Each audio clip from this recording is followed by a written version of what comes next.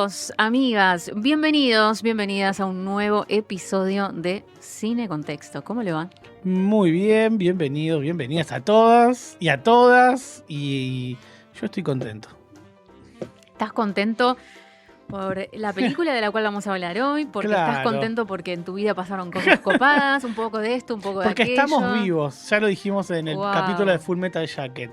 Tenemos que estar contentos de que estamos vivos. Estamos muy inspiracionales últimamente. ¿Qué nos pasa? Claro, y si por algún motivo alguien está escuchando este y no escuchó el de Full Metal Jacket, se va allá. Después de escuchar este. Después, sí, capítulo en el que hablamos largo y tendido, ¿eh? Sí. La verdad es que Ese dio para filosofar. largo. Sí. Y además, increíblemente, tenía tanto para desmenuzar la película que no nos fuimos tanto por las ramas. De hecho, hablamos mucho de la película a pesar de todo lo que... Lo cual es increíble, sí. viniendo de nosotros dos, pero bueno, nada. Palmadita en la espalda, muy bien. Un poco más de cine y menos contexto. ¿Qué nos va a deparar hoy? Claro, ¿no? Y ahí hay de todo. Porque aparte, primero vamos a hablar de Jesucristopher Nolan. Me gusta que ya arranques así. Me gusta que ya arranquemos con los puños en alto. Así que vamos a hablar de cine, vamos a hablar de cine. Seguro. Sin duda. Y trayendo a un director del cual hemos hablado en su a la fuerza hasta ahora. Debida oportunidad, cuando, una de sus películas ganó el Oscar a Mejor Película. Yo me he despachado en ese episodio. Debo decir que igual yo nunca es que lo odié, nunca es que... Ya se está bajando. No, pero Yo nunca hablé mal de Messi, dale. Claro, no, bueno. Pero yo nunca dije que se tenía que ir de la selección. Pero sí me pasó que de un tiempo a esta parte me volví a amigar un poco con todo lo que yo sabía que me gustaba de este director. Y la verdad es que esta película me ha devuelto las esperanzas de decir, bueno, bien, está bien. Se puede. Además de hacer buen cine, puedes hacer una película que no me torre. Claro, ¿no? es que esa era la clave, lo que hablamos la vez pasada. Siempre hablamos, no sé, de Nolan, tipo así, claramente ese tipo es un grosso, después te gusta más, te gusta menos. Es como todo. Pero siempre vamos a hablar de buenos planos, de buenas cosas, etc. Ahora, con Oppenheimer nos pegamos una dormida. Ese fue el gran fallo. Sí. Para mí, obviamente, para mi gusto, ¿no? Pero para gustos los colores, por supuesto. Sí, por supuesto, digo que por algo es la película importante que fue. Pero cómo me aburrí y ninguna gana de volver a verla. La volví a ver para el podcast exclusivamente, pero... porque había pasado como 6 meses, porque también se estrenó en julio y ganó obviamente en febrero siguiente. Y esta película ya la vi 2 veces. Ah, ¿la viste 2 veces? Sí. Estamos hablando de La Odisea, ¿no? Sí, claro que sí. Christopher Nolan. Ojo con los spoilers, ¿eh? Solo 3.000 años. Solo 3.000 años. Aparte, spoilers de una historia que ya de por sí está tan puesta en tela de juicio como todas las narraciones de cierta época, que es como, bueno... Por supuesto. Es un Frankenstein. Ahora, ¿existió Homero? ¿No existió? Por eso. Sí, ahora vamos a entrar un poquito en todo eso. Que obvio. Para mí es una de las cosas más lindas que también tienen estos relatos y también una de las oportunidades más jugosas a la hora de adaptarlas a cualquier otro formato, ¿no? Hacer cualquier transposición, porque es, jugar con lo que yo interpreto de esta historia o lo que yo quiero tomar, sobre todo la Odisea, que es un texto tan largo, tan extenso, con tantos personajes, tantas historias, tanto lo que hoy los jóvenes dirían lore alrededor de... Este sí que es el lore del lore del lore. Este es un lore complejo de verdad, ¿no? Pero bueno, la verdad es que antes de meternos ya así, como hacemos nosotros, en cualquier orden, forma, pero aparte una de Nolan ya viene en cualquier orden. Sí quiero decir que lo primero que pensé cuando salí del cine fue, me gustó. No, yo tenía uno de mis mayores miedos era que en este afán que tiene Nolan, ¿no? De alguna forma buscarle como el rulo, no sé si científico, pero el rulo lógico, el rulo de bajemos esto a tierra en una historia tan cargada de magia, tan cargada de mitología, etcétera, que en ese afán se perdieran un montón de cosas súper lindas del relato y súper interesantes. Y dije, él le buscó una vuelta a un montón de cosas que ahora ya entraremos en detalle, pero la magia está, ¿no? Como esta cosa está. Empieza con un cartel que dice, era una época de magia aparente. Sí, ahí ya... Ya está. abajo, no me jodan, faltaba que pongan entre paréntesis. Sí. No me jodan y es como, entendí la historia. Claro, mirá que ya sé que bla, bla. Sí. No me vengan. Algo que vos mencionaste, ¿no? De, por ejemplo, Oppenheimer, esto de no la volvería a ver si de mí dependiera. Exacto, sí. Bueno, esta es una película que siento que son de esas películas que son recontra revisitables. Sí, porque ¿no? vas viendo detalles. Yo vi la primera, la de prensa, que fue en el IMAX. Ah, vos tuviste yo la vi en sala común porque el IMAX estaba... No, bueno, es como todo. Igual no es el IMAX, el formato 100%. Sí, no es el posta a posta con el que Si grabaron. querés ahora hablamos un poquito, unos minutos nomás de lo técnico en ese sentido. Pero bueno, también es muy abrumador, muy grande todo. Sí, la disposición de la pantalla es casi diferente. Que hasta es inevitable perderte cosas porque está todo tan encima, que eso trae la experiencia, está buenísima. Y después la vi en una sala normal. Las dos son bárbaras. Porque ves más los detalles. Cada uno tiene su forma. Sí. Además. Y las dos veces me pareció buenísima. Y nada, es una historia tan clásica y y está tan bien filmada, que es la verdad. Que valorás cosas todo el tiempo. Está bien filmada, pero más allá de eso, me parece que también tiene esto que vos decías, ¿no? De los detalles que uno puede ir descubriendo, porque son como, además de tener más de una línea temporal, si queremos Classic Nolan, obviamente, claro. No podía ser de otra manera, tiene como esta cosa un poco episódica, ¿no? De, bueno, vamos a una isla, después vamos a otra, que nos encontramos acá, que nos encontramos allá, que, no sé, siento que son de esas películas que cuando uno las vuelve a ver, siempre va a descubrir un detallecito más, sí, ¿no? Obvio. Esta es la primera road movie, ¿no? De la historia.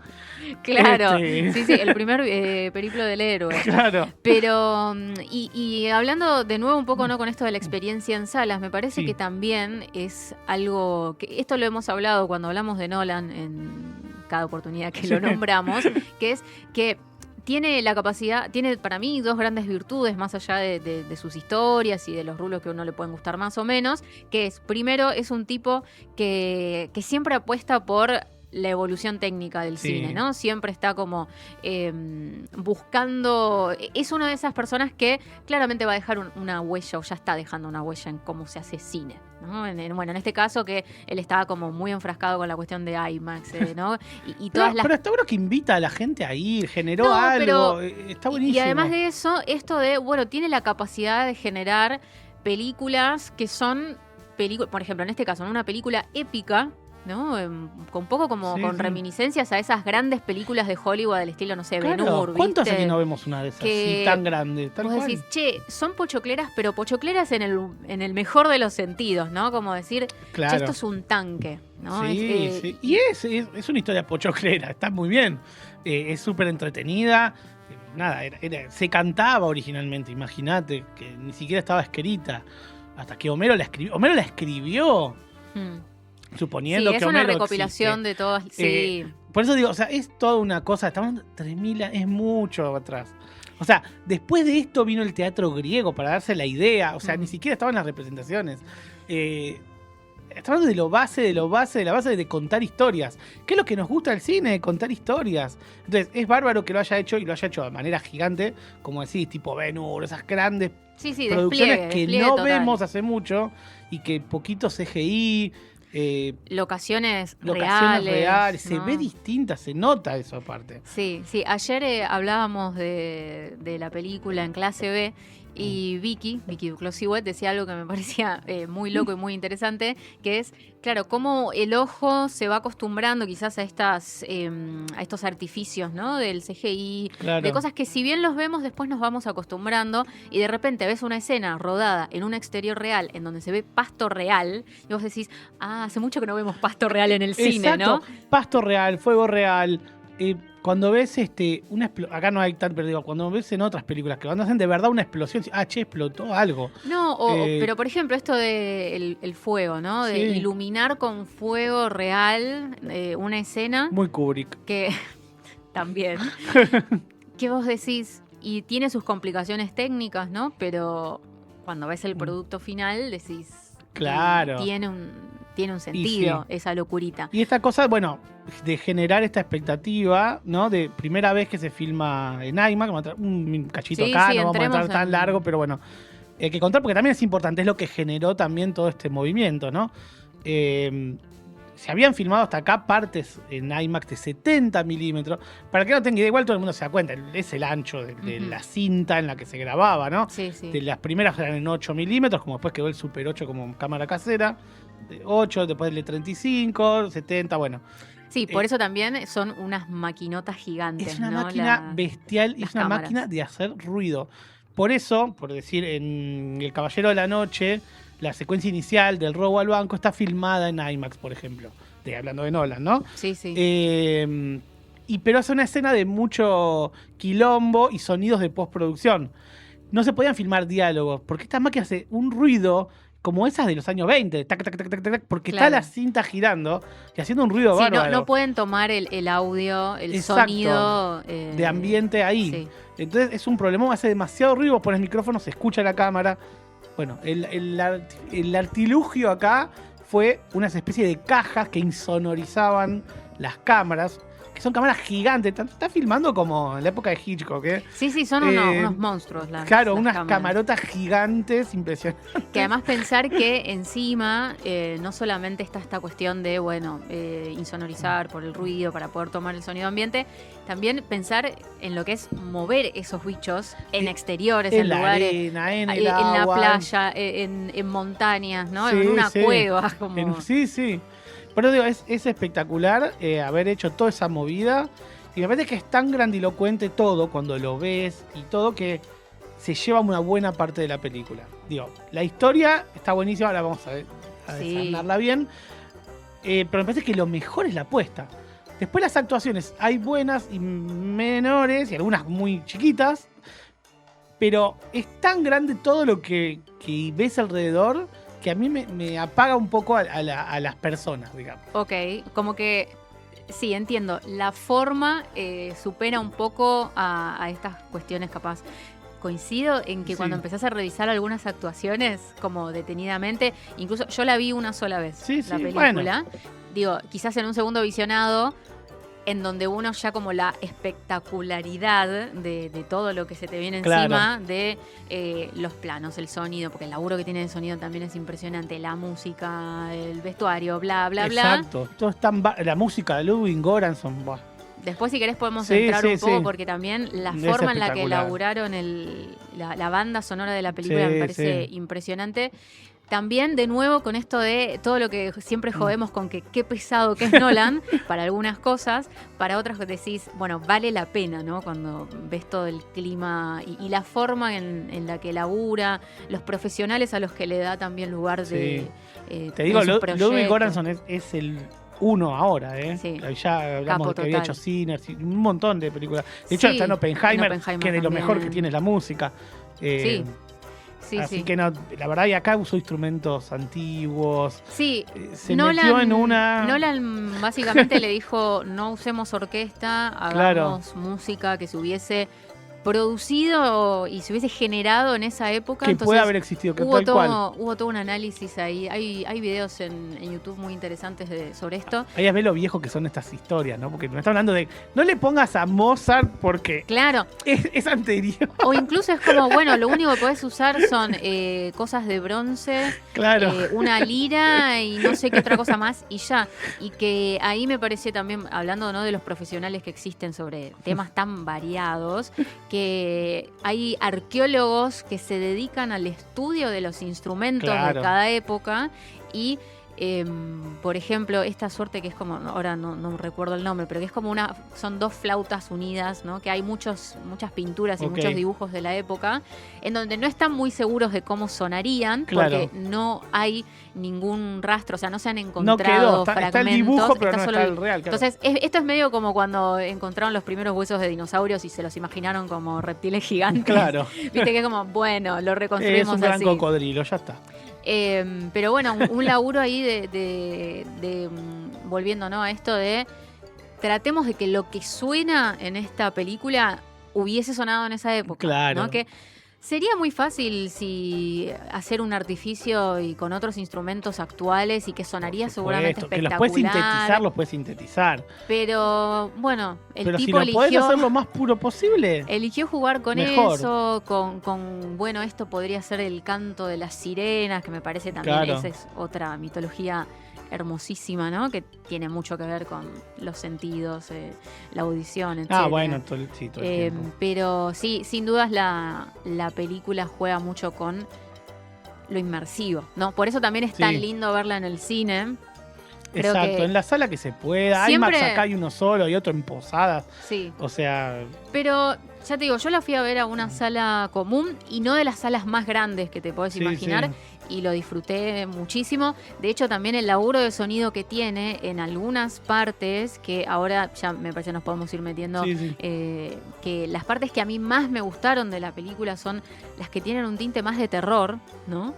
Esa fue uno de los comentarios ahí nomás saliendo, fue que haga una de terror hombre. Por favor. Porque salió bárbaro. La escena de con entre Circe, gore y... Sí.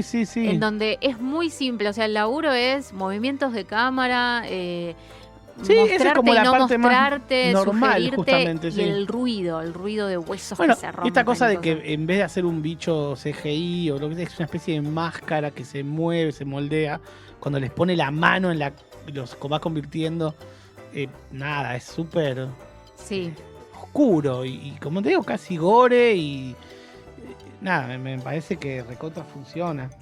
Sí, pero bueno, a ver, antes de meternos, si querés, nos ponemos un poco en contexto, valga la redundancia. Sí, claro que tenemos, como dijiste vos, una historia. La Odisea es una historia que tiene miles de años, que ha sido revisitada en un montón de transposiciones. Hay una película, a mí, por ejemplo, La Odisea del 57, es muy buena, que es protagonizada por Kirk Douglas, a mí me gusta mucho.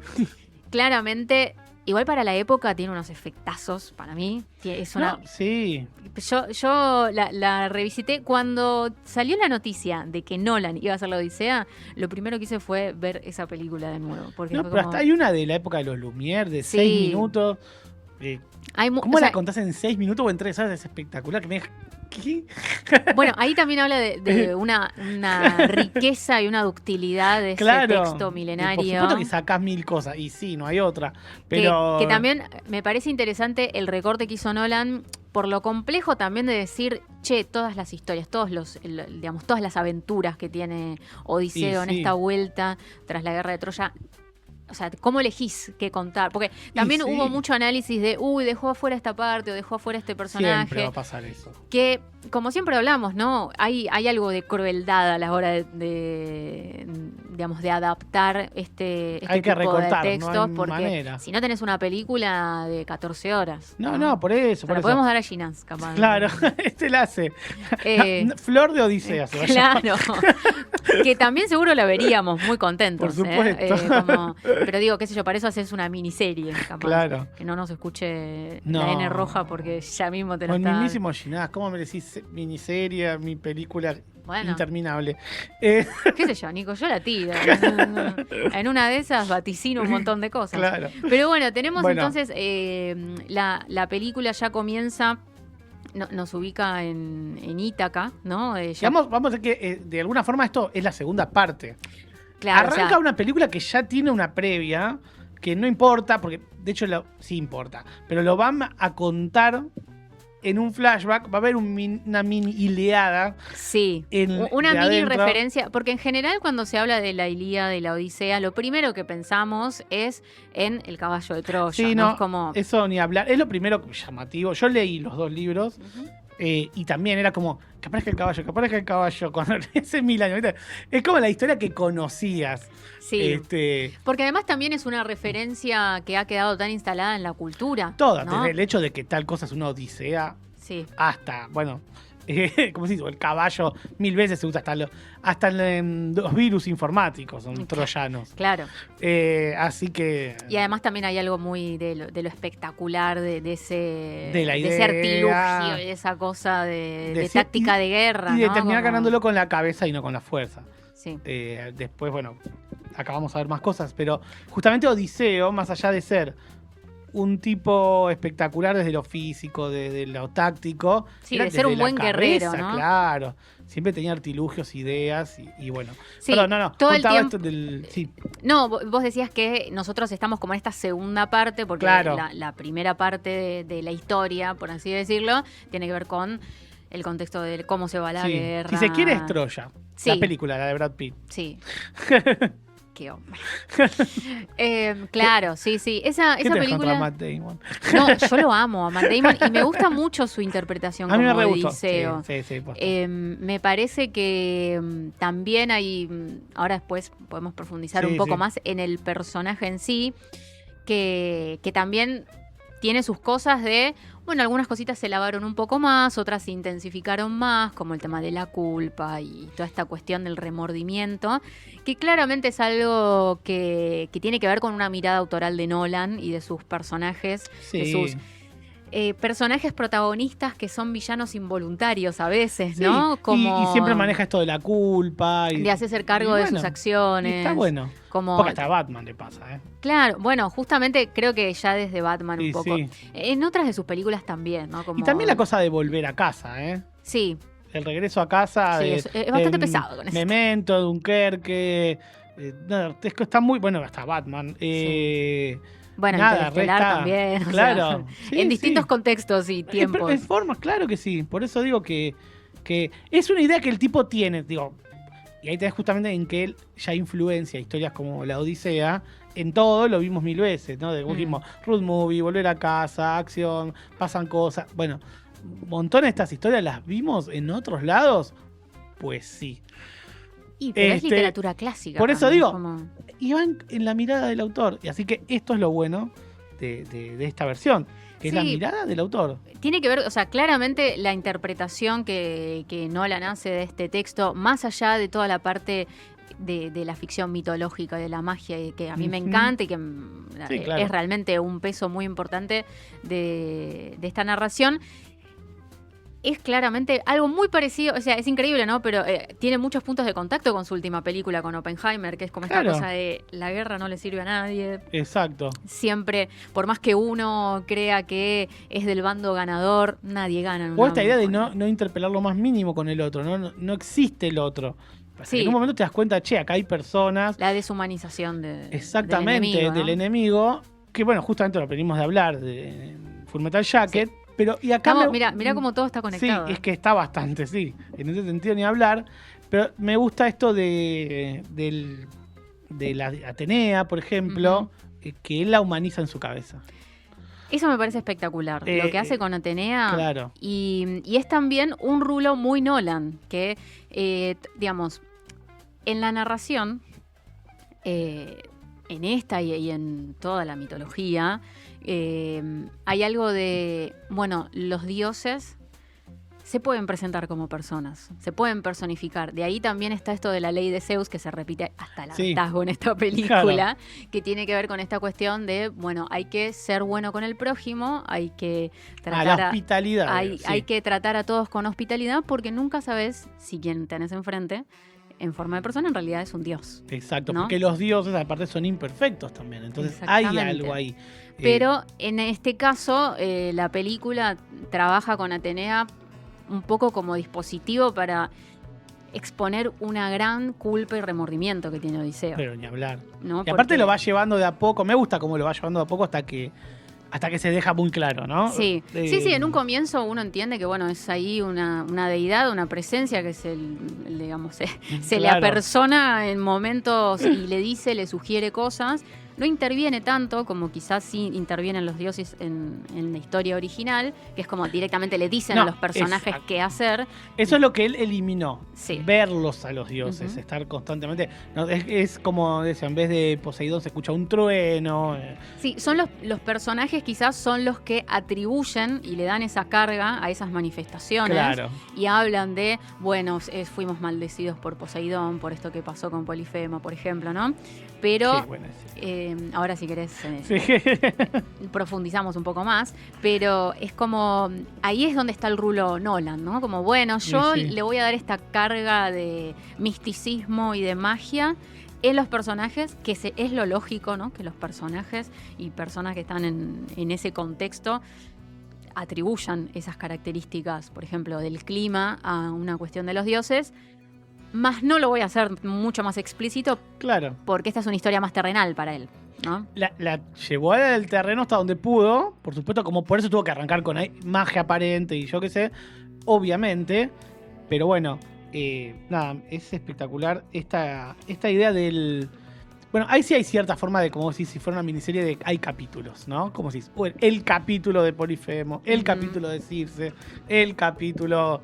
Bueno, nada, van pasando un montón de situaciones claras. Sí.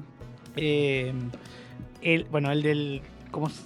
Nos vamos a desarmar más que Nolan la película. Sí. Así que... Porque, a ver, la realidad es que lo primero que vemos cuando comienza la película, o sea, nos ubican un poco en espacio, ¿no? Que estamos en Ítaca, ya pasaron 10 años de la guerra de Troya, que ya había durado 10 años más, ¿no? Exactamente. Tenemos a Penélope, que está ahí con su tejidito. Con su bolso de piel marrón. Y todo su salón, ¿no? Lleno de esos pretendientes que están un poco impacientes. Que le están morfando toda la comida. Le están gastando todos los recursos, básicamente. Claro, están de joda ahí, como dijiste recién, abusando de la hospitalidad. Sí, y ya marcando como, bueno, me parece que el tiempo ya pasó. Odiseo, tu marido, no va a volver. Ya no lo intentes. Alguien tiene que ocupar. Soltarse, le dijeron, tú te soltar. Exactamente. Es como, bueno, vas a tener que elegir porque alguien tiene que ocupar el lugar de rey de Ítaca. Y sí, porque obviamente, estamos hablando hace mucho tiempo, y ella como mujer no iba a ser la reina, si bien que estaba, digamos, el personaje tenía una buena pensión, todo bien. Pero digo, ella después se encarga de explicitar, che, yo hace 20 años que soy rey, Claro. O sea, ustedes se creen que Pero tiene que claro, haber un chabón en el trono, pero sí. hace 20 años que soy yo la reina. Pero, por supuesto, en los papeles eso no iba a suceder, o sea, no iba a ser... Y el pibe no daba tampoco. Sí, Telémaco... Le estaba faltando todavía un golpecito de horno. Sí, medio bobo Telémaco, Sí. ¿no? Medio niñato. Que si bien ya era un tipo grande, ¿no? Sí, Porque cuando se fue tenía un par de años. tiene 20... Tenía 20 y pico. 22, 20 y ponele. pico para esa época. Tenías que tener la vida resuelta, Recontra resuelta. Y acá está bastante verde. Sí, por eso. Pero también pasa que no creció con su padre. Ujú. Si él crecía con Odiseo al lado, hubiera sido una persona muy diferente. Y iba a ser el rey sin dudas. Porque lo hubieran entrenado para eso, lo hubieran preparado. Claro. Casi que te digo que el que estaba para tomar el puesto era el perro, Argos. Pobre Argos. Argos, bueno, esa historia es simplemente sensacional. El chabón vivió hasta que lo pudo ver que volvió y se murió tranquilo. Háblame de fidelidad, ¿no? Pajarito. Así que el que todavía está pensando qué nombre le va a poner a su perro, Argos. Si querés un perrito fiel, Claro. ponele Argos. Y además, muy bueno cuando lo saca de la caja y dice, a ver, no, ¡pum! Ay, Lo sí. revolea. Ese momento, yo sé Se que... escucha el sonidito del perro. Ay, pobrecito. Sí, medio dibujito animado. Sí. Y el me lo quedo. Pero sí, hay algo ahí de este personaje, de Telémaco, que después tiene como su suerte de arco narrativo, Sí. ¿no? Como empieza siendo más niñato y después él tiene como también su propio, entre comillas, viaje, ¿no? Y hay un momento de pasaje hacia un estadio un poco más adulto. Siento que en ese sentido nunca lo terminamos de ver muy afianzado en ese... Claro. Como que en esa otra etapa está muy verde todavía también. Está su coming of age ahí Sí. también. Así que... no, pero también está bueno porque es bueno para la historia que él vaya a averiguar qué pasó en la guerra. Porque claro, la información que se manejaba en ese momento era muy escasa. En una isla, en Ítaca, ¿de qué te enterabas? O sea... nada, fue ahí a que le cuenten bien las cosas, como fueron. De hecho, la gente se enteraba por este tipo de canto. Me gusta que arranca con un canto, justamente. Sí. Es como haciéndole honor a todo esto, ¿no? Sí, un poco como diciendo, bueno, esto que vamos a ver viene de acá. Claro, imagínate el canto, lo que puede llegar a variar según versiones, el teléfono descompuesto que puede ser, hasta que alguien la escribió. Así que, nada, la fidelidad de la historia, bien, gracias. Así que, digo, la original ya. No, obvio, sí.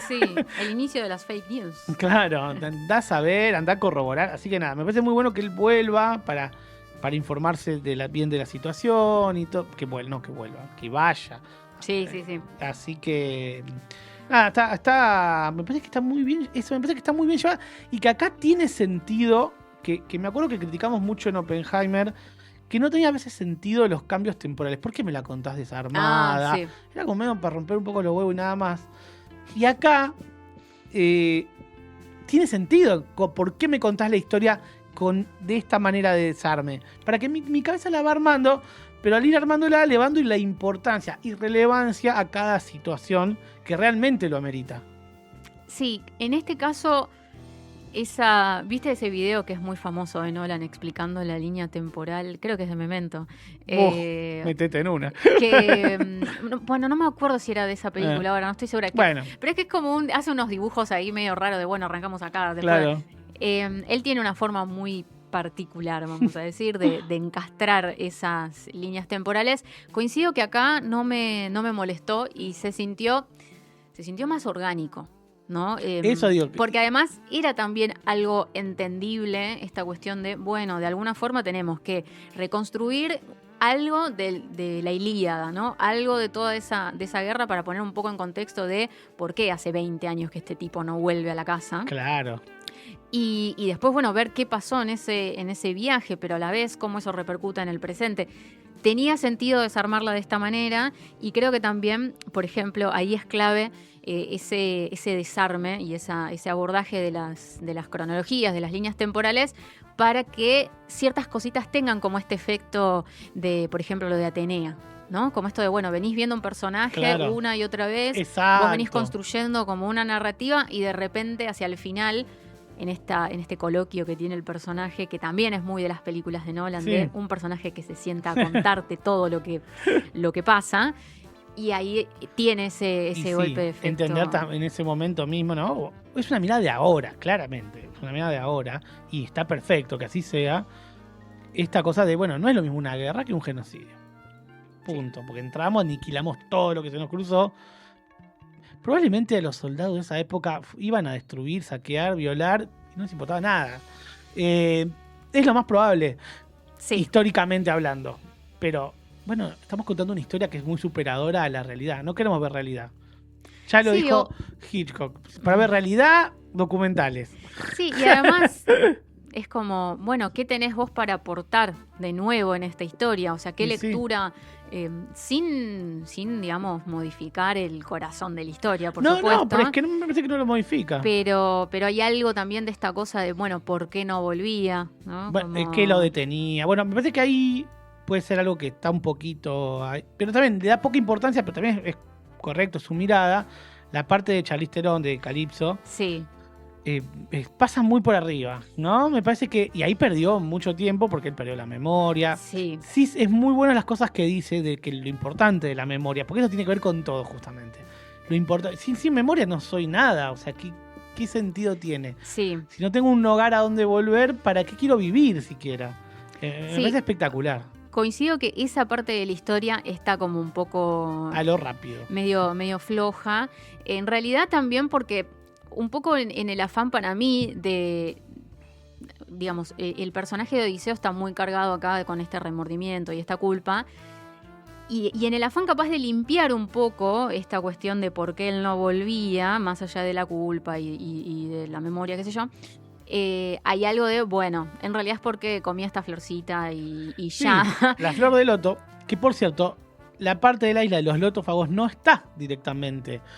O sea, antes se ve que la flor de loto te elimina la memoria. Uh-huh. De hecho, estuvieron en una isla donde todo el tiempo era perder la memoria y todos vivían como en ese limbo. Sí. Y que no tenía sentido justamente vivir así. Entonces acá directamente, bueno, sí se entiende que le da la flor. No sí. Hace falta tanta explicación. Con una Calypso que también está muy lavada, ¿no? Porque acá solamente se dedica a decirle, ¿y qué recuerdas? Claro. Tú puedes recordar. Pero vos podés. Claro. ¿Y por qué juntás los cositos de tu barco? Pero no mucho más que eso, sí. Cuando en realidad hay algo un poco más macabro por parte de Calypso en la historia original. Sí. Digamos, Esto no es que para comparar todo el tiempo con el texto, ¿no? Pero lo hacemos como comentario de cómo es. Pensando un poco en... Y entendiendo cuál fue las decisiones de Nolan, eso quiero decir. Exactamente, ¿no? Como por qué también ahí está como un poco... sí, ahí hay una lavadita de cara a ese personaje. Pero tampoco también... Si no, durás 8 horas la película. No, obviamente. Pero también porque hay algo de... Este personaje tiene una carga muy importante que más allá de la culpa, el remordimiento, etcétera, él es muy leal a Penélope. Entonces, es muy leal a Penélope en esta lectura de la Odisea. Y hay algo también de hacerle lavar un poco las manos a ese personaje de, bueno, en realidad estaba con Calipso y si bien es obvio que están juntos, bueno, hay algo de, bueno, pero no recuerda nada, no recuerda a su mujer. Lo mismo que en la isla de Circe, que ahí pasa 2 minutos y lo único que hace es tener una charla con la mina. Amenazándola con el pajarito. Con esta suerte de bruja, cuando en realidad él se queda como 1 año y pico. No, más como un par, sí. Y establece un vínculo con ella. No, de hecho tienen un acuerdo sexual. Directamente, ella dice, para poder confiar en vos tenemos que tener sexo, y él le dice, pero yo no sé, vos me tenés que jurar que por la hospitalidad, después de tener sexo, me vas a contar las cosas como son y me vas a ayudar a salir y yo qué sé. De hecho, él para que le cuente cómo conectar con los muertos en el Hades, son favores sexuales directamente. Así y que acá es todo una charlita, mucho más por eso. ¿no? Eso pasa varias veces, obviamente con Calipso lo mismo. Acá está como un poco más concentrado en ese aspecto, pero porque elige, para mí, una mirada un poco más misericordiosa de Odiseo, ¿no? Sí, es parte de eso. El Odiseo del texto, digamos, es un poquito más turrito. Claro. ¿no? Un poco más...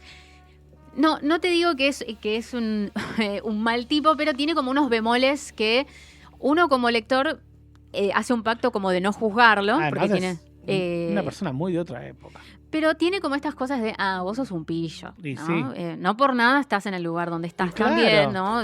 Acá se menciona mucho como su inteligencia, quizás lo que más se expone en la película es, bueno, lo del caballo, ¿no? Esta idea que tuvo, que también después termina siendo como una gran carga, ¿no? Esta cuestión de una ofrenda hacia los dioses, como una suerte medio ahí de lectura blasfema. Es que realmente terminó usando de excusa a los dioses, y por esto de que lo dice tan claramente, ¿no? El troyano cuando lo lleva, compartimos los mismos dioses, así que vamos a aceptar la ofrenda.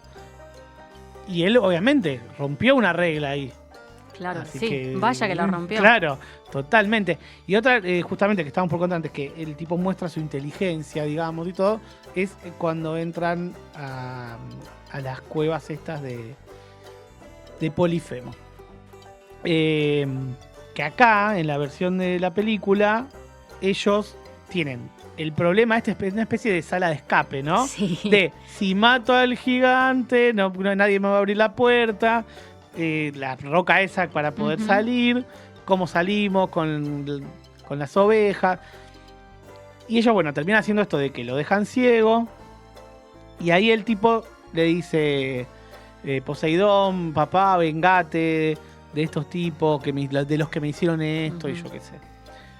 A mí me parece que hay algo muy bueno, que yo no sé si te lo sacó, pero que está muy bueno, que le dicen, che, habla.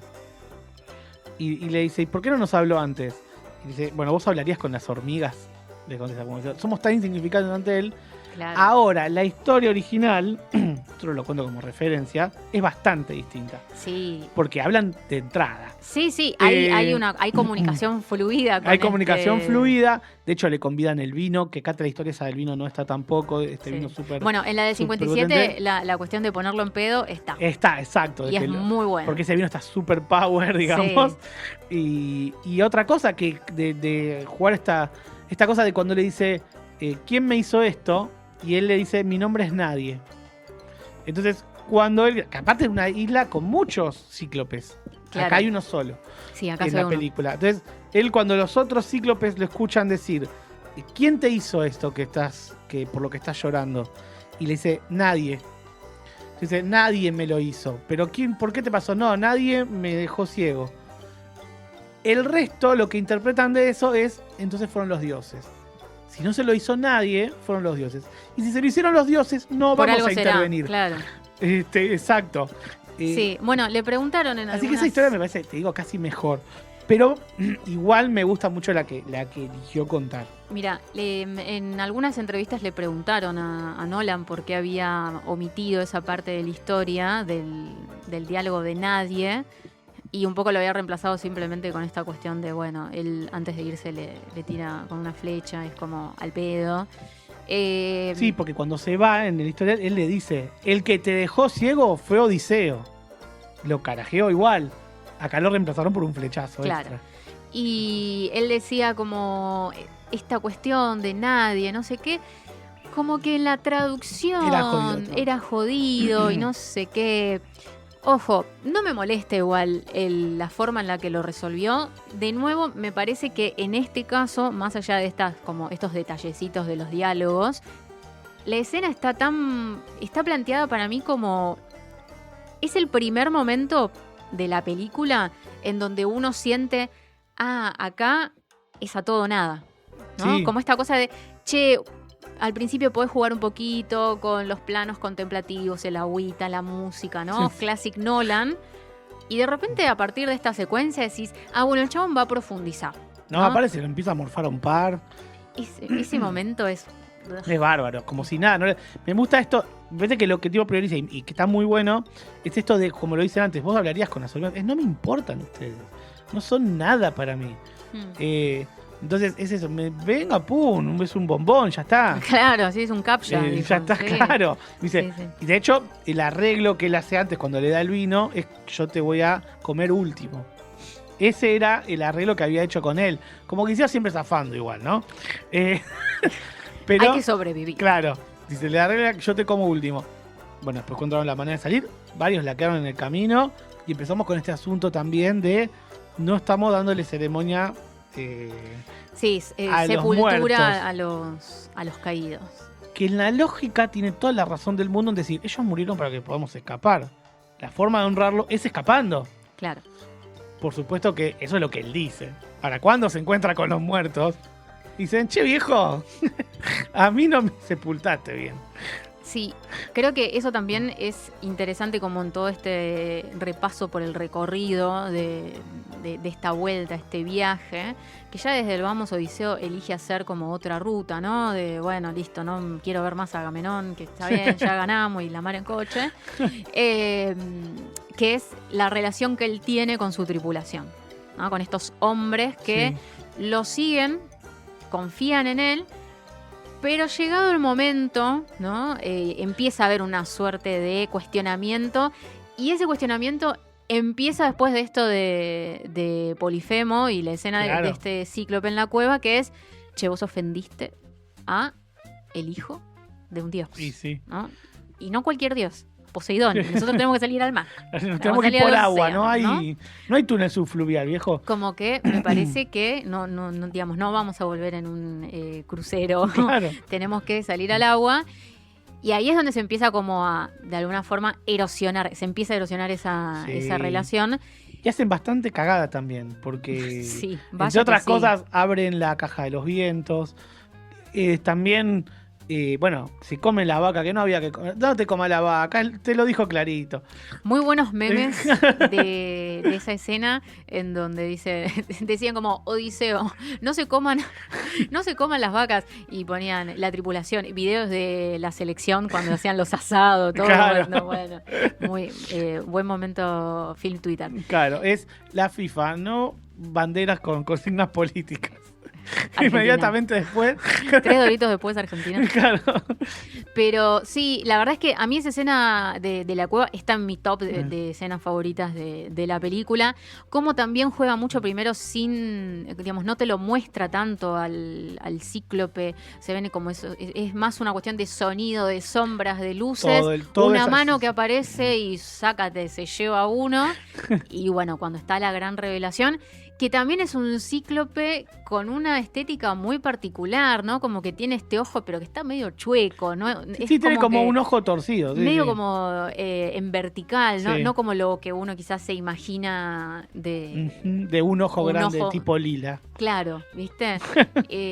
Eso también, ¿no? Como con una estética que, bueno, qué sé yo, también podrían ser así, más imperfectos. Pero obvio, ¿no? pero Ya de por sí tienen un solo ojo. La elección de cómo no y cómo anda encorvado y que es más monstruo además. Sí. Dijo que también se inspiró en los de Guillermo del Toro, en Sí. los tipos de hacer los monstruos. Así que nada, me pareció buen detalle de su parte haberlo nombrado al Guille.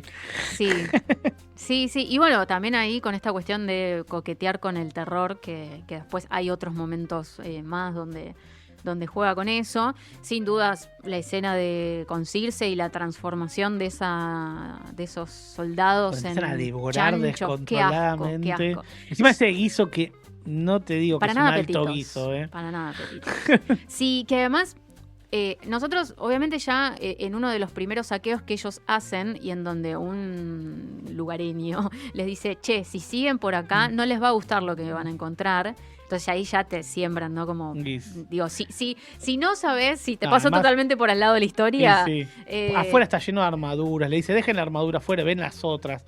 Dice, ¿por qué tenés esta cantidad de comida? ¿Cómo tenés esta cantidad de comida además? ¿No? Nada. 15 pesos te haces alto guiso. Y empieza. Ya, ese es el primer momento en donde ya también tenemos a un Odiseo que está como con una autoridad un poquito ya pisada, ¿no? Porque Euríloco le dice, che, estuvimos hablando con los chicos sí. y como vos estás medio maldito, nos gustaría que no vayas a hablar con la persona que esté allá arriba, ¿no? Entonces, bueno, voy con mi arco y mi flecha a cazar. Iba viendo los animales, Sí. dice, che, qué raro, acá hay un león, está como re tranquilito. Tenés un león, una pantera, Sí. un tigre. un tigre. Che, algo te debería estar haciendo Y ruido. el venado esto, loco ¿no? ese, que el que termina matando y vuelve a hacer... Sí, vuelve a su literalmente forma. culo para arriba. Sí, literal y metafóricamente. Sí. Y sí, ya cuando empiezan a comer y empiezan a comer de esa forma tan desaforada que decís, che, acá esto se va a poner feo, ¿no? Y se viene. Y el momento de la transformación es, sin dudas, un asco. Es un asco, pero total. Y digamos, está muy bien que sea un asco. Sí. Digo, está filmada de una manera, para mí, Y acompañada, como dijiste, con lo sublime. sonoro. No la música, lo sonoro. No, los efectos es lo que digamos, lo que termina de hacer que sea totalmente traumático. Es espectacular.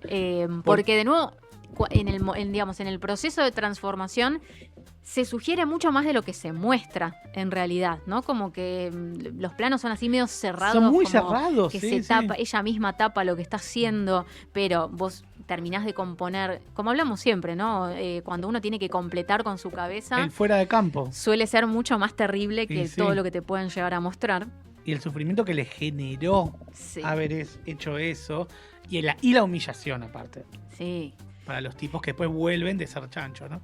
Y es muy interesante que cuando ella los devuelve a su forma humana, les dice, vuelvan a sus disfraces. Claro. O sea, que en realidad, como no, o sea, su forma real es esta. Si antes le dijo, son cerdos, ya antes cuando los veía comer y estaban Sí. descontrolados todos.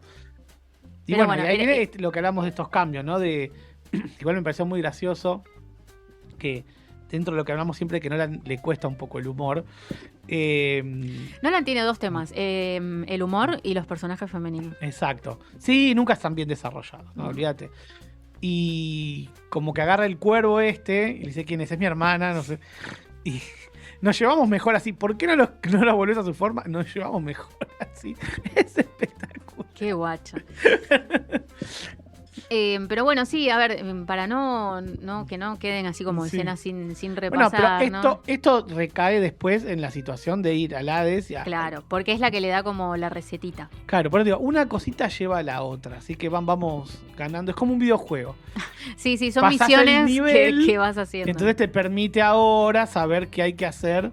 Como decís, la receta, o matamos unas ovejitas y esas cosas. Sí, porque ya para ese momento también ya habían pasado por la isla de los gigantes, en donde ahí Claro. se le cae. Esa es cortita la parte esa. Sí, pero es tremendo porque se le caen como 2 barcos, o sea. No, le liquida un montón de gente. ya terminan siendo muy diezmadísimo. Muy pocos. Y muy buena la imagen, ya que lo nombras a conocer lo de la isla de los gigantes, es del nene. Sí. Que piensan que es una persona grande, lo ven que es un nene. Pega un grito y ya está. No hay desarrollo alguno, ¿eh? No, es simplemente Ahora vamos. Sí. Se pudrió. Esa escena está simplemente puesta ahí, como decir, bueno, mira. Y acá perdieron más gente. Es la forma de decir, Claro. mira, y acá se fueron 20 más. Acá es donde ya los soldados empezaron a decir basta. Sí. Basta, porque me parece que no estaría haciendo el camino. Yo te dije que vayamos con Agamenón. Él y sabía no me diste que era el único pelota. que iba a sobrevivir igual. Él lo supo siempre. Pero bueno, sí, bueno, esta parte que sí es importante. Cuando conecta con los muertos en esa playa negra. Sí. Muy buena, toda esa visual es espectacular. Muy bueno, muy. Me recordó un poco a muchas de las escenas de la primera época de Vikingos de la serie. Ah, es que no la vi. Bueno, de esta suerte de profeta que hay, en donde que le da como le baja un Sí. poco más de data, además de digamos los muertos con los que decide hablar, ¿no? Algo del Valhalla. Sí, hay algo de eso de la conexión con el más allá. Uh-huh. Pero desde lo espiritual y desde lo estético también, como cómo se ve, no sé, en el momento que la estaba mirando, Sí, obvio, uno conecta. dije, bueno, Uh-huh. acá hay una cosa ahí medio vikinga. Claro. Bueno, pero hay esas cosas de dioses, de distintos Sí, mundos de y muertos. también mucha carga de cómo los guerreros son recibidos dependiendo la muerte que tienen. ¿no? Exacto. Y lo que los afecta el tema de ser enterrados con la espada o no. Digo, eso en Claro. la cultura vikinga, ¿no? Como si no morís con tu espada no vas al Valhalla y toda esa mitología. Claro, no, pero está bueno. Por Y acá- eso le da esa responsabilidad a los vivos de darle la digna sepultura y Exacto, todo sí, sí, eso, sí. ¿no? Bueno, nada, Y y acá acá vienen tam- los reclamos. Vienen los reclamos y vienen también las sugerencias, ¿no? Que Agamenón, por ejemplo, le dice, che, mirá que si volvés no esperes una fiesta, no esperes un baby shower cuando Sí, seas. sí. Agamenón que poquito lo vemos, ¿no? No se lo ve nada, en realidad. O sea, en la película no... Sí. Solamente hay... O sea, está con esa armadura Es Benny súper... Safdie. Sí. Suponemos. No, o sea, bueno, es él, sí, está acreditado, estuvo en los junkets de prensa, Sí, sí. pero bueno, hay algo de como el halo de misticismo que tiene ese personaje, Claro. que bueno, está además de bueno, su está armadura y de no verle la cara nunca, Sí, sí. está como un poco construido desde ese lado. Pero bueno, sí, ahí vienen los reclamos y está también la sugerencia de, che, amigo, mira que si volvés a Ítaca te conviene entrar de Querusa. Claro. ¿No? Más o menos le dice eso. Sí, fíjate. No vengas ahí, acá vengo yo. Claro. Sí, directamente. sí, sí. Que bueno, es algo que él realmente lo toma. Sí, y le hace caso. tal cual. Sí, sí, sí. Y bueno, Muy ahí bueno. en ese momento también está. Y está este soldado que lo matan, que no existe en la historia No. original. Pero es el soldado que estaba ahí cuidando el caballo con todos los tipitos adentro. Claro. Y bueno, está el reclamo de por qué no me dijiste, por qué no confiaste en Porque mí. tenía miedo de que cante. Sí, Básicamente. sí, básicamente era eso, ¿no? Y para que él no cante y la cosa pueda funcionar, tuvieron más días ahí adentro ellos. Claro, Comiéndose las subidas y bajadas del agua, murió gente ahí adentro. sí, qué asco igual. Bueno, eso es lo que te plantea como muy realista, algo que nadie se plantea. Che, ¿y cómo van al baño? Y dijeron, vivimos acá entre todos. Qué asco. De lo peor, bancando uno al otro. Está muy buena. Y después cuando se los llevan y lo van zarandeando de acá No. para allá y les clavan la espada a uno, muy bueno eso. Entre todos lo callan y le limpian la sangre a la espada. Ese detalle me parece espectacular. Sí, sí, Porque el otro saca la espada limpia. Nada, como que tuvieron que poner todos para eso. Y no Sí. eran tantos. Eso está bueno también. Porque uno tiene la idea esta de bajaron 500 tipos y rompieron todo. No, eran un par. 15, 20 tipos. Que lo importante era que abrieron la puerta desde adentro. Claro. Porque la Troya era la ciudad amurallada. Sí, Era sí, el imposible tema entrar. era no se podían atravesar esas puertas, esas murallas. Así que el hecho de que van y abren la puerta y ahí, bueno. Y ahí entra esa horda. Y ahí se pintó el descontrol. Sí. Pero bueno, sí, este personaje que está directamente vinculado con el personaje de Robert Pattinson, que es, digamos, volviendo un toque a Ítaca. Sí, lo reignoramos a Batmancito. Es como el pretendiente más jede, porque de hecho termina hablando cara a cara con Penélope, y un poco queriendo venderle el buzón de, no, pero yo te voy a cuidar, es como yo también quiero ser rey, pero vos vas a estar bien, tu hijo también, hasta que tengamos un pibe nuestro, y ese va a ser el heredero.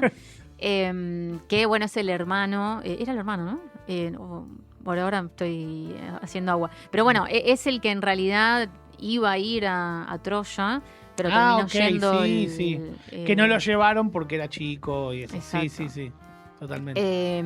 Y bueno, pero ahí hay como está este ida y vuelta, esta subtrama que tiene el personaje de Robert Pattinson, que la verdad hay que decir, es un villano, re villano, pero muy tonto a la vez. Como es un villano medio de cartón. Y son los villanos clásicos. Sí. Suelen hacer alguna como muy. Y él lo hace bien igual, ¿eh? Él es todo lo que está bien. O sea, yo a Robert Pattinson le creo todo lo que actúa. Sí.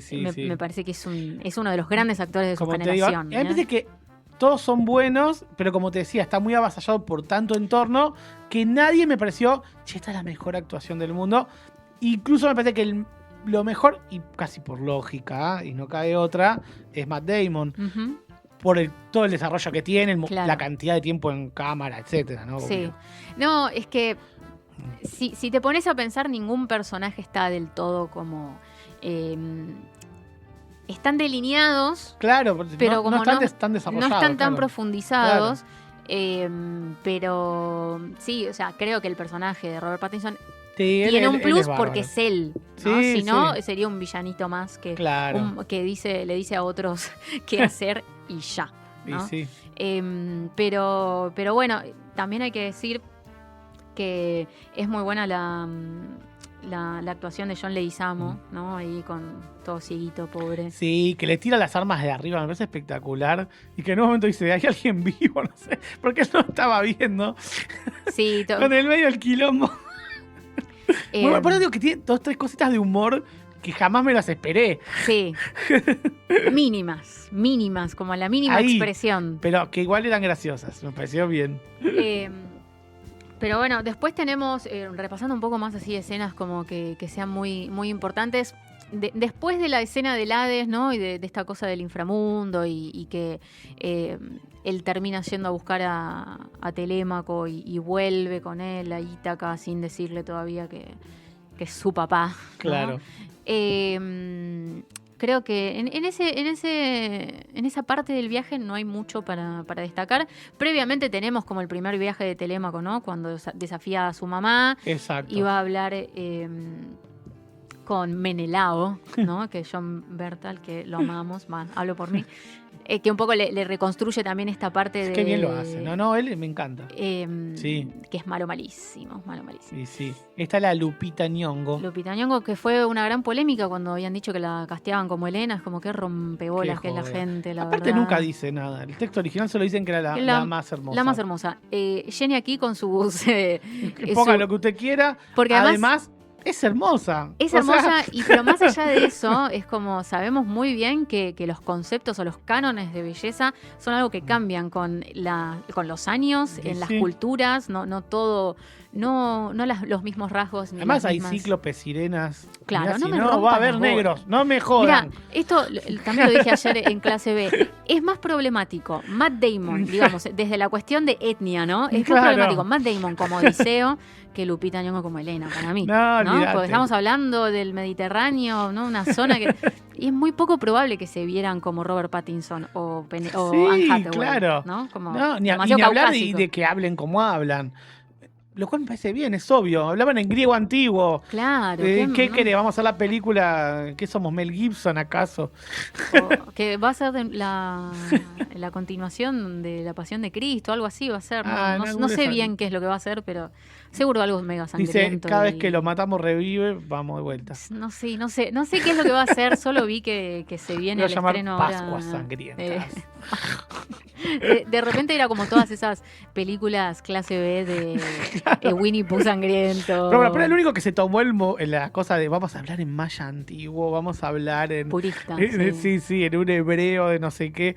Bueno, nada, no hace falta. No. Nosotros vemos películas... Es un acuerdo hemos tácito. Visto a todos los de la Segunda Guerra Mundial hablar en inglés, hasta Hitler. Así que... Sí, no me rompan las bolas. No jodan. Se habla en el idioma del que hace la película... Y si hiciéramos la película en Argentina, hablarían en español. Listo, fin. Sí. En ese sentido, son esas peleas boludas de Twitter que decís, oh, hay otras cosas. O sea, me parece que hay otras cosas de las cuales preocuparse. Pero bueno. Y me gusta mucho en esa vuelta, ¿no? En donde, bueno, tenemos esa mini escena en donde Argos mueve la colita y todo pobrecito, todo crack. cachuzo. El primero que lo reconoce, obvio. El primero que lo reconoce. No necesita, no importa cómo vengas disfrazado. Y el perro te conoce, viejo. El que, digamos, lo que hace que su hijo, que Telémaco, lo reconozca y le diga, vos sos mi papá. Sí, ahí le quedó picando, vamos a suponer, pero medio que ya sabe. Y después está la señora. Porque en la escena que nos presentaron al perro, nos mostraron la herida que le había hecho ese bicho que estaban cazando. Y cuando la señora le está lavando los pies, que es la cuestión de la hospitalidad, lo ve y lo reconoce. Y él le dice, bueno, calladita. Sí, le hace un gesto como de, ahora no. Claro. Como, qué bueno verte, pero ahora no. Esperá que ya la vamos a pudrir. Y eso también, ¿no? Qué interesante pensar en, bueno, un perro y un sirviente te reconocen antes que tu mujer y tu hijo. Bueno, ponele que el hijo eso te iba a decir. Era muy bebito. Era muy bebé, no habían fotos. Claro. Sí, no podían entrar al Instagram de Odiseo. De hecho, nadie se acordaba demasiado. En el libro está más esto de... ni siquiera se cubre demasiado. La gente no se acuerda de su cara. Lo que tiene que hacer es no decir que es él. Nada más. O sea, sí, básicamente es no entrar diciendo, hola, acá llegó Odiseo. Exacto, era uno más de ahí lleno de barba y... Sí, un mendigo más. Un zaparrastroso más y ya está. Nadie lo reconocía por la cara. En ese sentido, bueno... Tal cual, sí, no estaba en Instagram. Así que... Pero bueno, tiene esta conversación después con Penélope, en donde hablan un poco, ahí él digamos, le declara un montón de cuestiones como Odiseo, pero diciendo, no, bueno, yo peleé con tu marido, ¿no? Y le da algunos detalles, algunas cositas que a ella le encienden un par de alarmas en el buen sentido y dice, bueno, listo, es momento de hacer la prueba final, en donde se organiza esta cuestión de, bueno, tienen que pasar la prueba del arco, ese arco encordarlo. Que solamente, el único que lo podía encordar y tirar era el mismísimo Odiseo. Y pasar por las 7 hachas. Exactamente. Que acá son 14, porque pusieron 2 cruzadas. En realidad pasaba por donde va el palo del hacha, es el agujero que queda, claro. Y ponían 7 en fila. Sí, ahí le dieron una vueltita. Está bien, son 14. Sí. Todo ese momento en donde los pretendientes dicen, bueno, listo, llegó el momento tan esperado, muy rico todo, pero yo quiero ser rey. Claro. Y bueno, después, ya para ese momento, en ese momento de la película, yo ya estaba como, bueno, chicos, vamos a resolver esto, porque ya está Odiseo ahí, está muy cerca todo. Y otra cosa es que ya sabes que se resuelve. Entonces, sí, un poco al ya saber en qué va a pasar. Apuremos el trámite. Claro. Ya sabemos qué va a pasar. Listo. Exactamente. Dale. Pero bueno, me parece igual. Pero bueno, toda esa escena de la pelea final, de cómo él va. Me gusta el otro que le cierra la puerta, el otro que le tira de arriba. Sí. Revoleando. Bueno, por ejemplo, esa secuencia del tipo tirando las armas desde el techo, desde arriba. Siento que fue como. La palabra no es gag, pero es como un dispositivo que se hace muchas veces, o sea, como que muchas veces lo vemos al tipo tirando cosas. Sí. Que digo, bueno, ya entendimos que el tipo está arriba y está tirando armas. Hay ciertas sobreexplicaciones, desde el perrito que nos vuelve a aparecer el segundo en el que él ve el perro grande, nos recuerdan que lo adoptó, hay un segundo de flashback. Bueno, esas cosas, y pasan más, cuando le mete el palito ese en la boca, también recordamos que el palito venía de acá.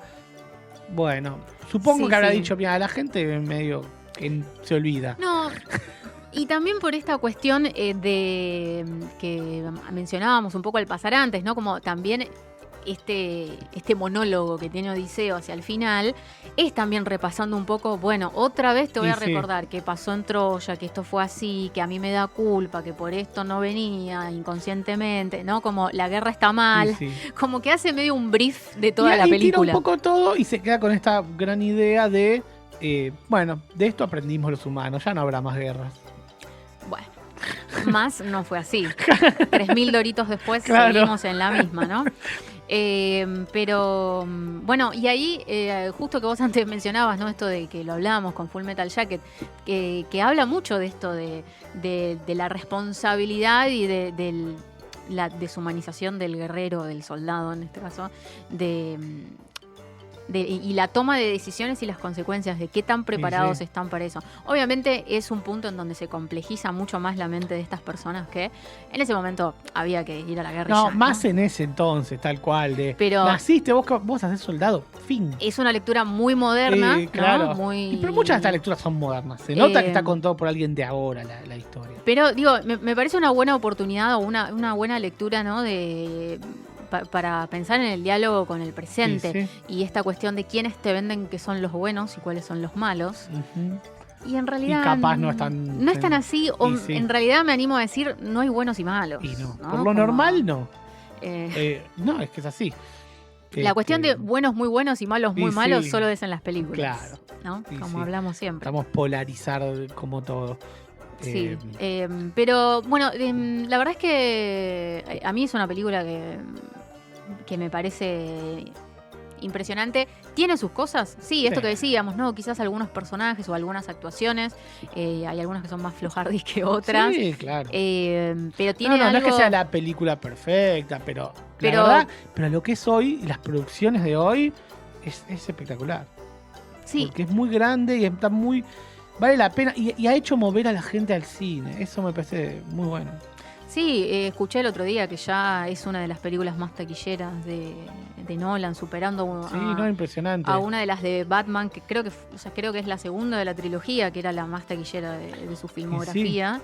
Y tiene con qué. O sea, no es uno de esos éxitos de taquilla que es eso y ya. Re vale la pena. Probablemente se lleve el Globo de Oro, no me acuerdo cuál es el premio que ahora premian. Al de los tickets. Éxito en taquilla. Éxito en taquilla. Pero claramente es una candidata a estar en la temporada de premios. Va a arrasar todo, la anticipamos. Si gana el Oscar a mejor película, no sé, haremos otra. No, haremos ¿qué nos dejó la temporada de premios? Algo inventaremos. Pero sí, claramente, o sea, ya se puede oler que... Y el que pueda... que la vaya a ver al cine que pueda, como pueda, vale la pena, vale la pena. En el Malva la dan en 35 milímetros, en cualquier cine la ves y está bárbara, y en IMAX, por supuesto, la dan, no en 70 milímetros, pues no tenemos un proyector de 70 milímetros, solo 41 en todo el mundo, de los cuales 26 están en Estados Unidos. Es muy poco igual, se sabe. Pero el que puede ir al IMAX, por supuesto, es recomendable también. Está agotadísimo, pero se va a conseguir. Está agotado. Igual son esas películas que van a estar en cartelera. Y sobre todo en el IMAX, que estaba a punto de fundir hasta hace no mucho. Así que estuvo al borde el showcase de desaparecer. Y esto vino es espectacular. Sí, y la verdad... es una de esas películas que decís, realmente vale la pena. O sea, no es la nueva de Flash. ¿Viste? No, claro que sí. La mejor película de la vida. Bueno, no. Tampoco es la mejor película de la vida, pero es una película que va a valer la pena, como te digo, y sobre todo cuando la puedas ver en un cine, con buen sonido, buenas pantallas, todas están buenísimas donde puedas. Sí, si tienen la oportunidad de ir al cine, no se la pierdan, porque es realmente una experiencia. Después va a estar, obviamente, disponible en plataformas, pero... Ya hay versiones medio dando vueltas por ahí. ¿Sabes que no me fijé? No, al cine. El que puede, bueno. Sí, yo... La vida, pero... La verdad es que si tienen la chance de ir al cine, vayan. Probablemente si están escuchando esto, hayan ido al cine. Sí. Pero bueno, depende tal vez este es uno de los episodios que se pueden ver un poco más sin ver la peli. Sí, no, bueno, también es totalmente atemporal. Quizás alguien está escuchando esto en el 2030. Por supuesto. ¿No? Y sí. Mira. Qué cosa, en 4 añitos. Bueno, no sé si te ha quedado algo, ya nos hemos extendido un montón. Estamos repasados. Pero podemos hacer la versión extendida que dure lo mismo que la película, pero claro, no sería la idea. No es serio. Además, Aldi del otro lado nos acuchilla. Sí, no, ya estamos. Solo voy a decir con razón. que nos sentimos mal, pero solo voy a hacer este comentario de la parte de las sirenas, que es muy buena. No la mencionamos. Desde el punto de vista sonoro me pareció muy buena. Y que no se las ve. Claro, claramente. No se las ve y tampoco se los termina escuchando porque ellos se tapan y hay un momento de vacío que lo hace mito tipo Oppenheimer. Sí. Cuando querés escuchar el sonido es cuando no escuchás. Me parece muy bueno. Y que él se ata al mástil. Y me recordó que aquí hablamos de Nosferatu, Drácula, que también se ata al mástil. Y nada, para que no quede el barco todos muertos. Sí, y es muy bueno, ahora que mencionás esa escena de las Sí. sirenas, voy a aclarar esto, ya nos vamos al disco. Sí. Que para mí, así como te digo que los vampiros es uno de mis tropos favoritos, la sirena es una de las criaturas mitológicas que me rompe la cabeza. Me parece espectacular toda la mitología, el lore que hay alrededor. Me gusta que una de las hipótesis que siempre hay alrededor de la explicación lógica, ¿no?, que tienen estas sirenas es que en realidad eran animales, ¿no? Y que nosotros lo vemos como muy a lo lejos, ¿no? A estas figuras que podemos pensar que son sirenas o que son mujeres y que hay unas focas y que quizás las colas son como unas focas, ¿no? Es como esta cosa de vuelta a lo de los dioses y las maldiciones y lo terrenal, como elegí qué versión creer, ¿no? Sí. Como el Minotauro, por decir todo. ¿no? Estas ideas de mezclar, ¿sí? Exactamente. Y también una visión muy de, si me quiero ir por las ramas, de la religión, ¿no? Como por supuesto. Bueno, cada uno elige con qué idea se queda un poco más tranquilo, ¿no? Como con qué mantita taparte, básicamente. Sí. Próximamente en Cine Contexto, La Sirenita. Mira. Yo empiezo con chistes que después terminan mal. Ya está, sigamos. Mirá que, para no irnos del universo Nolan, es una Inception que yo estoy dispuesta a profundizar, porque podríamos hacer revisitemos clásicos de la vamos a animación. Ver qué tantas sirenas andan por ahí en la historia del cine. Y hay muchas, Bueno, eso lo podemos ver. Y las lecturas más terroríficas y más góticas del mito de la sirena son las más interesantes. Por eso. Porque son las más turbias. Veremos para veremos. dónde vamos. Pero bueno, ahora sí, de verdad, nos vamos a despedir. Nos están tirando cosas Sí, nos van a tirar con tomates y no queremos que así sea.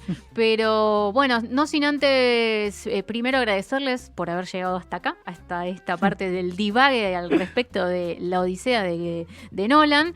Recordarles que, como siempre, nos pueden seguir en Instagram, en @cinecontexto. También recordar que estamos presentes, somos multiplataforma ahora, porque estamos en Spotify, donde estamos desde nuestros comienzos, desde Vayan Cemento. A seguirnos allá y vuelvan. Es YouTube, perdón. No, que nos sigan en Spotify, que si quieren pueden puntuar, pueden comentar también, que somos muy atentos a los comentarios que nos dejan hacemos ahí. Bastantes casos. Y también en YouTube. YouTube es un canal que es mucho más nuevito, así que también nos encuentran como Cine Contexto Podcast, en donde si se suscriben, activan la campanita, al igual que en Spotify, les avisa cada vez que subimos en los dos lados, un episodio. eso queremos decir. El que por escucha favor, en uno vaya al otro. Claro, háganos la segunda, como también si quieren colaborar para que podamos seguir haciendo este proyecto, pueden colaborar con un cafecito, así podemos, insisto, seguir y darnos una mano con este proyecto que, como siempre decimos, nos encanta, lo amamos y lo hacemos a mucho pulmón, con mucho empuje. Así que, nada, si nos quieren invitar 1, 2, los que quieran cafecitos, tienen el link en las 2 plataformas o en nuestro Instagram. Absoluta. Ahora sí, me callo. Pero antes les digo que mi nombre es Cami Castañola. Y el mío es Nico del Acua. Y esto fue Cine Contexto.